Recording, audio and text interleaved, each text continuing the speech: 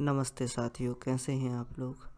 मैं आशा करता हूं कि आप लोग ठीक तरह से होंगे और त्यौहार की व्यस्तता एवं उत्साह के बावजूद भी अपने लक्ष्य के प्रति विचार कर रहे होंगे।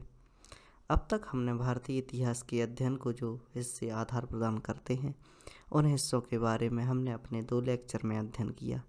पहले लेक्चर में हमने मानव की उत्पत्ति एवं दूसरे लेक्चर में हमने इतिहास की रूपरेखा को समझने का प्रयास किया। इसके साथ ही इतिहास की यात्रा को आगे बढ़ाते हुए हम प्रागैतिहासिक काल का अध्ययन अपने इस लेक्चर के माध्यम से करेंगे। भारतीय इतिहास के प्रागैतिहासिक काल वाले हिस्से में हम 8000 ईसा पूर्व से 2500 ईसा पूर्व तक का अध्ययन करते हैं। इसके बीच में जो भी घटनाएं घटीं, जो भी परिवर्तन आए, उनका अध्ययन करते हैं। प्रागैतिहासिक काल की जो भी विकास हुए, उनकी जो चरम सीमा थी, उसको हम सिंधु घाटी सभ्यता में समझते हैं।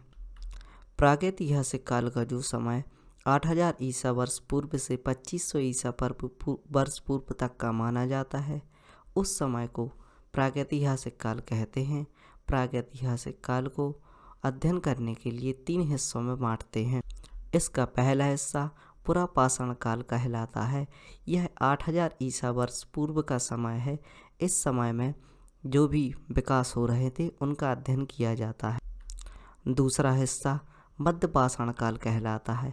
यह 8000 ईसा वर्ष पूर्व से 4000 ईसा वर्ष पूर्व का माना जाता है। प्रागैतिहासिक काल का तीसरा हिस्सा नवपाषाण काल कहलाता है। नवपाषाण काल को हम 4000 ईसा वर्ष पूर्व से 2500 ईसा वर्ष पूर्व तक के समय के बीच में पढ़ते हैं। भारतीय इतिहास के प्रागैतिहासिक काल वाले समय में हम उस समय की बात करते हैं जब मानव प्रगति कर रहा था और जीवन जीने के लिए जो भी आवश्यकता की पूर्ति थी, उसको पूरा करने के लिए वह प्रयास कर रहा था।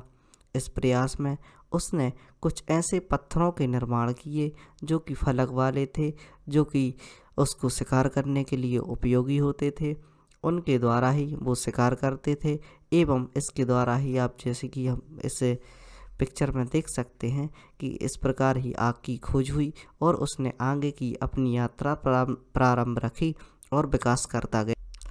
अध्ययन में हम समझते हैं कि जो प्रागैतिहासिक काल का समय था, यह काल या समय कहलाता है जिस समय में कोई भी लिखित प्रमाण नहीं थे।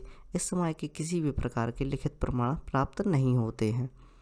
इस समय के लोग पढ़ना लिखना नहीं जानते थे। इस काल में लोग खानाबदोश जीवन जीते थे और गुफाओं कंदराओं में रहते थे। इस काल की महत्वपूर्ण बस्तियां या क्षेत्र जिनके बारे में हमेशा ही परीक्षाओं में पूछा जाता है, वो महत्वपूर्ण बस्तियां हैं। मध्य प्रदेश की भीमबेटका। मध्य प्रदेश की राज्य परीक्षाओं में कई बार यह प्रश्न आ चुका है और जो भी एग्ज़ाम होते हैं जिनमें सामान्य ज्ञान में इतिहास के अंतर्गत जो भी पूछा जाता है, उसमें इस प्रकार के क्वेश्चन आते हैं। मध्य प्रदेश का भीमबेटका वाला क्षेत्र मध्य प्रदेश में उपस्थित होने के कारण मध्य प्रदेश की परीक्षाओं में पूछा जाता है। मध्य प्रदेश में हम पढ़ते हैं कि जो मध्य प्रदेश का एक नाम आदि मानव की क्रीड़ा स्थली भी कहा जाता है। इसी भीमबेटका होने के कारण ही इसे कहा जाता है। आदमगढ़ की गुफाएं भी इसका विशेष उदाहरण है। एवं राजस्थान का जो मेहरगढ़ क्षेत्र है, इसमें इस क्षेत्र के में भी प्रागैतिहासिक काल के स्थलों की खोज हुई।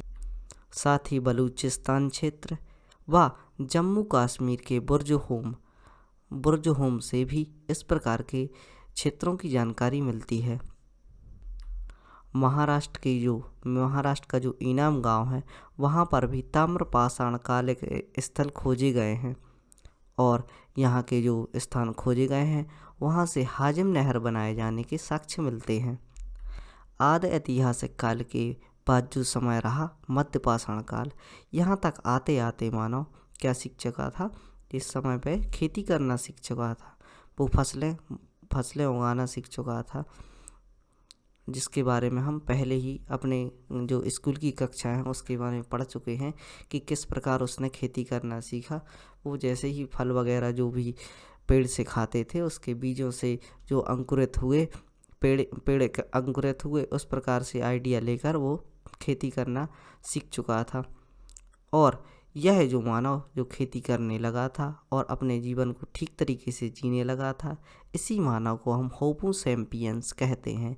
इसका नाम होमो सैपियन मध्यपाषाण काल में पड़ा। प्रागैतिहासिक काल के बाद हम आदैतिहासिक काल की बात करते हैं। प्रागैतिहासिक काल के बाद का समय आदैतिहासिक काल कहलाता है। इसमें हम देखते हैं कि प्रागैतिहासिक काल है ना, जो प्रागैतिहासिक काल के बाद का समय आदैतिहासिक काल कहलाता है, और इसके बाद जो समय आया उसे ऐतिहासिक काल कहते हैं। यह प्रागैतिहासिक काल और ऐतिहासिक काल के मध्य का समय रहा था।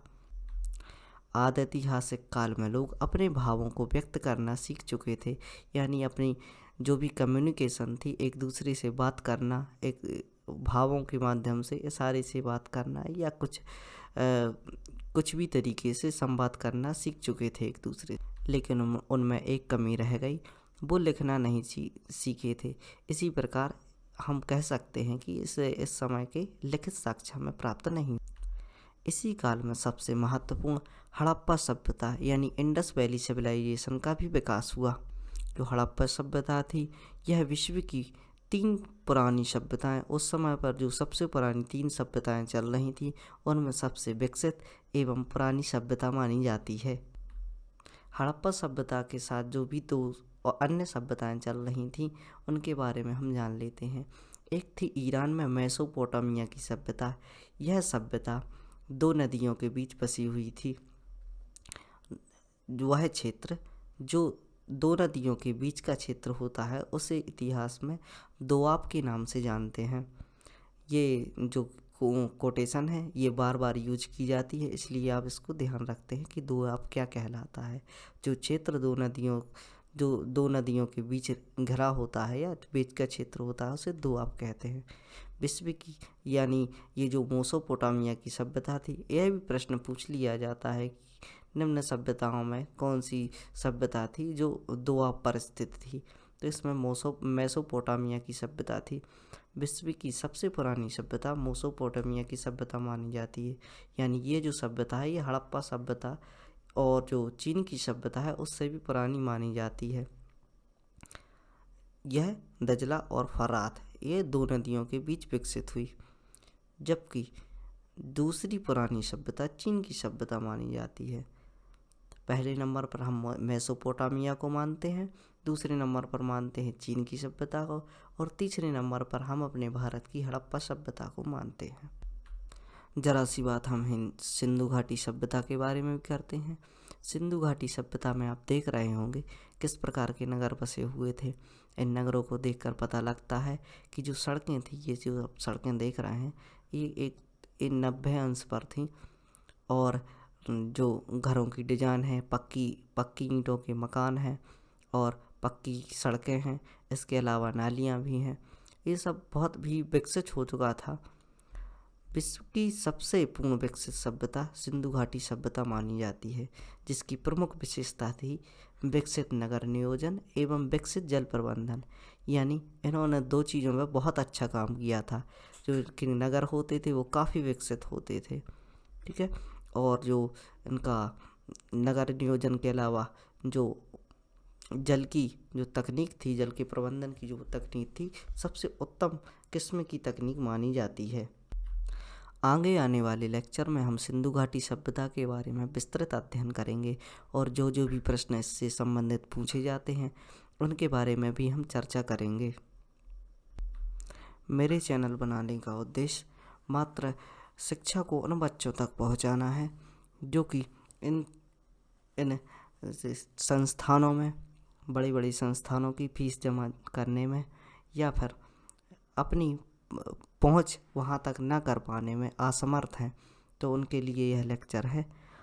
आप ज़्यादा से ज़्यादा ऐसे बच्चों के लिए ये लेक्चर प्रदान कराने की कृपा करें जो भी इस प्रकार की शिक्षा से वंचित हैं। धन्यवाद। आपको बता दें कि इस मुहिम में हम 100 से भी ज़्यादा लेक्चर लाएंगे जो आपको इस इतिहास का विस्तृत ज्ञान कराएंगे, और हम प्रयास करेंगे कि कोई भी ऐसा प्रश्न ना हो जो कि इन जो लेक्चर आने वाले हैं इनसे बाहर आ सके। ठीक है, प्रयास पसंद आए तो इसको लाइक कीजिए और इस मुहिम को आगे बढ़ाने का प्रयास कीजिए। धन्यवाद।